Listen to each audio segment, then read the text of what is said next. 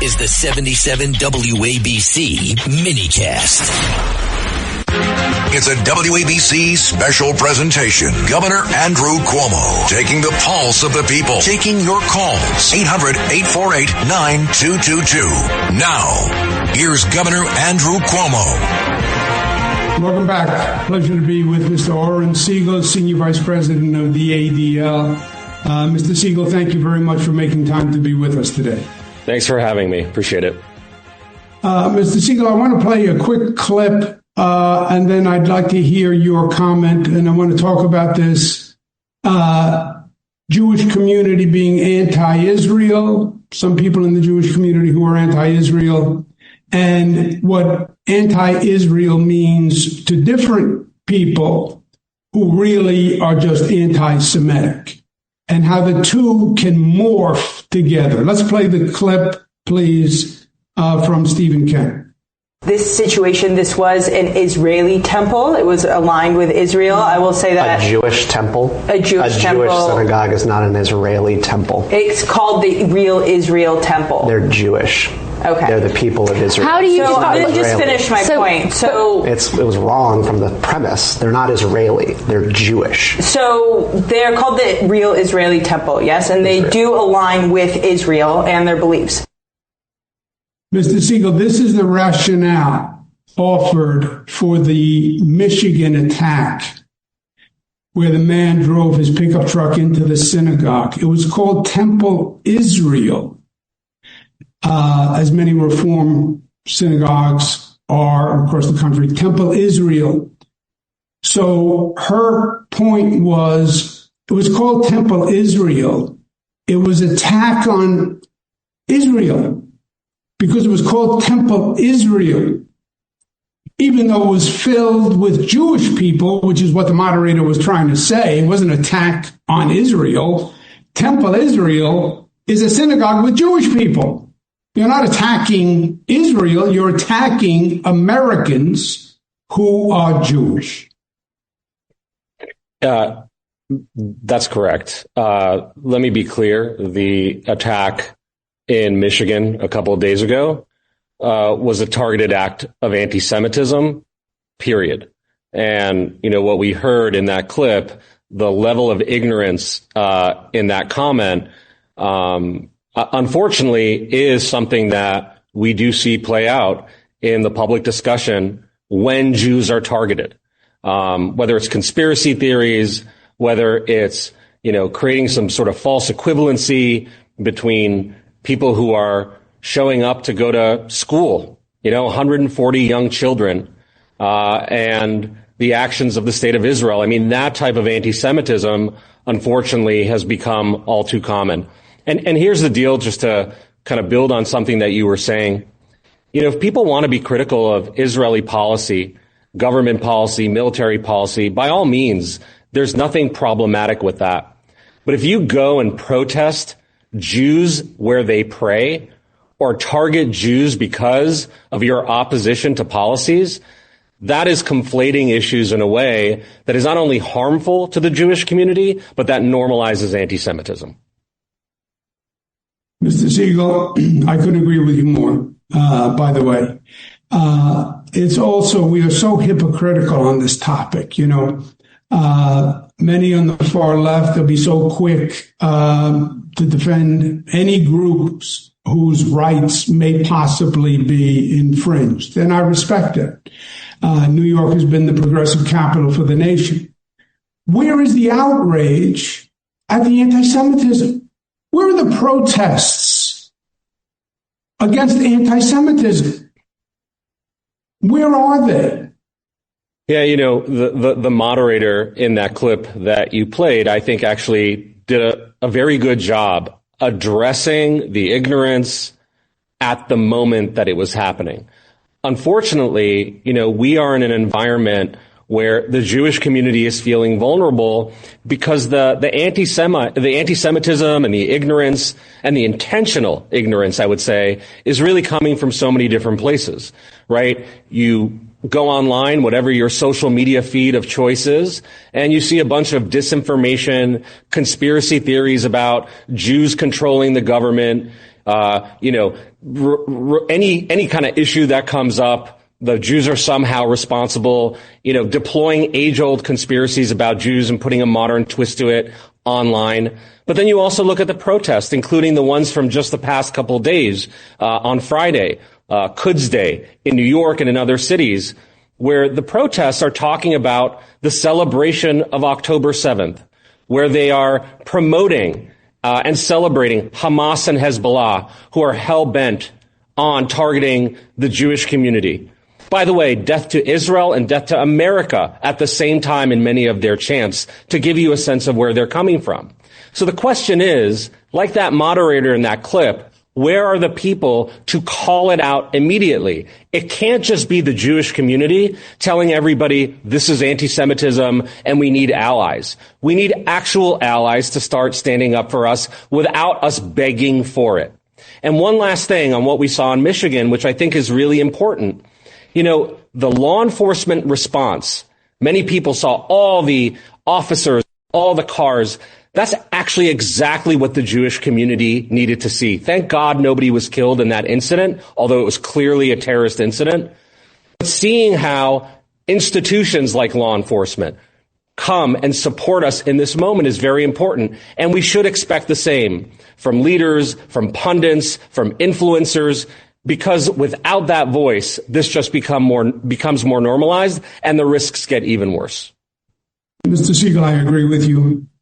I am shocked and amazed, and I'm embarrassed as a New Yorker, because as a New Yorker, the Jewish community is such an integral part of New York, right?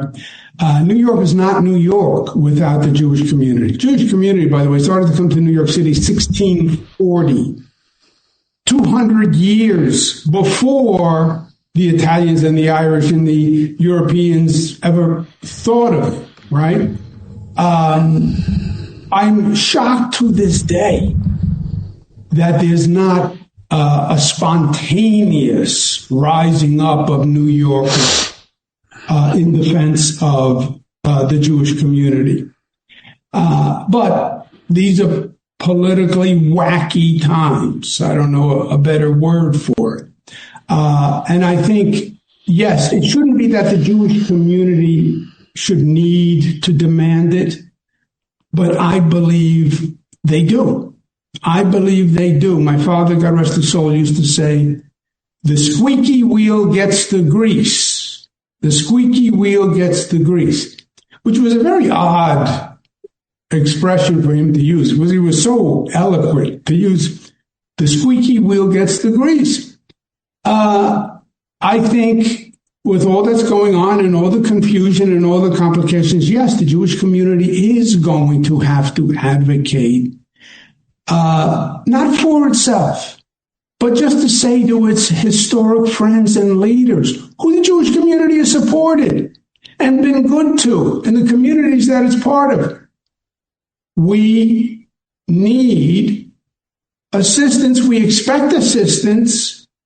And I think the Jewish community is going to have to be aggressive. I wish they didn't. I wish it was spontaneous, but it's not. Well, I'll say, I don't think anybody has ever claimed that the Jewish community is shy about calling out anti-Semitism and demonstrating, the impact that has in the real world, but also on all Americans when that type of hatred is normalized. I think the challenge is you have people influencers online who are normalizing anti-Semitic tropes, that have more followers in some cases than there are Jews on the planet. And so you need others to not only recognize and agree, but really be part of the effort to push back. And I think it's a strange place that we're in today, that it's not just the anti-Semitism that is concerning, it's the inability to even recognize it when it's in front of your face. And I think that's where that ignorance comes from the clip that you showed, but also from the rallies that we're seeing and the online discussion. And at the end of the day, I wish I could say, oh, all right, people just don't get it. But these have deadly consequences when they are not addressed at their root. And certainly at ADL, that's what we're going to keep doing. Yeah. Let me ask you one last question, Mr. Segel. You've been generous with us. Where do we go from here? We have this growing anti-Semitism. Now it's compounded by the war with Iran. And the two are creating an exponential consequence. Hopefully the war with Iran is over shortly. But even once the war is over, I don't know that the hate dissipates that quickly. Where do we go from here? So it's an important question, and where we go from here starts with where we are now. There are going to be more law enforcement agencies making sure that they are visiting Jewish institutions around the country because the threat landscape and the threat level is so high. That relationship with law enforcement and their ability to protect the Jewish community is going to be something that has always been constant, but has to be doubled down on even more.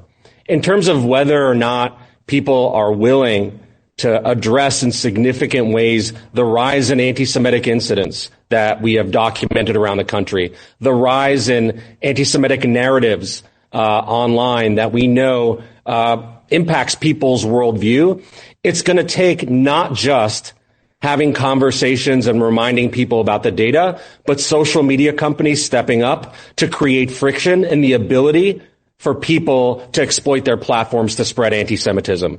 It's going to take, when we see a Quds rally in New York or anywhere else, that the leadership speak out about it clearly and consistently when it happens. At that point, we will maybe feel an ability that, okay, the community understands outside of the Jewish community, and a sense of vulnerability may go down a bit. But this is not something that's going to happen overnight. And frankly, we're not going to shut up about it. Good. And you shouldn't. The political leadership should be called to account.